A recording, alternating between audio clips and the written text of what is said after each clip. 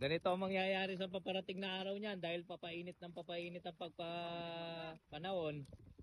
Maagang magkakargaan, mauuso yung pag alas 10 ng umaga, alas 11. Magkarga niyan.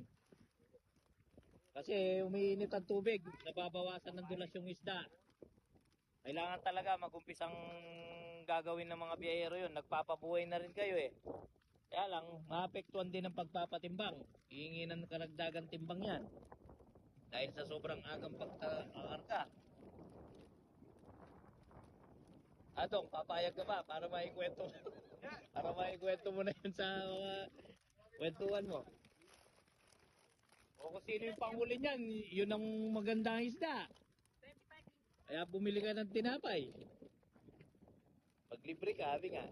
25. Oo, kasi yung panghuling kakarga, panalo yan.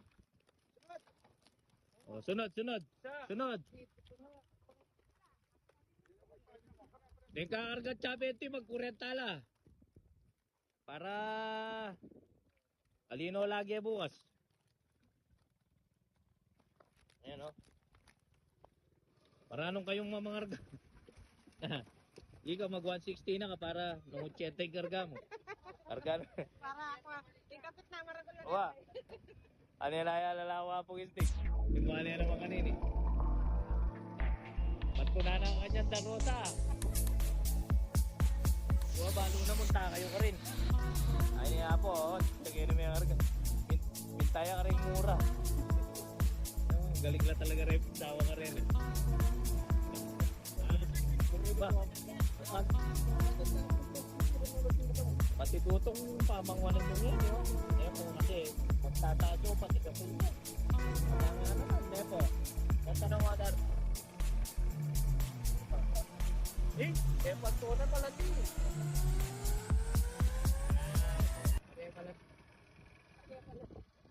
Puro maliliit.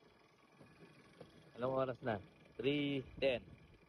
Uumpisa na rin ho sila apong isting nito. Pupunta ako pagkatapos dito. Ikaw, okay ka niyan? Pre? Yan.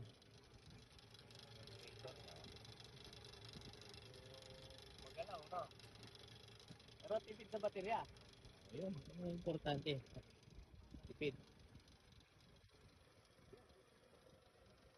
Kaya punta lang tayo pa mo itang metong Kenny po tayo, misol. Takala. Sige. At may papunta pa ako kasing isang motor para mapakarga lahat ito. Apo Rosa, ganyamanan yata. Kumaka pa. Na. Pre, ano sabi ko sa iyo, yung panghuli. No? Yung panghuli, yun ang magandang itsura ng isda. Okay. Hindi na tayo aabutan ng dilim dito dahil makakarga na lahat. Ito yung pinato yung fish pad. Para nakuha na ko lahat.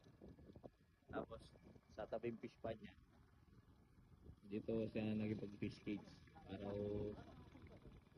mapabuhay yung mga istang pinatuyo. Okay. Kargahan pa ho sila.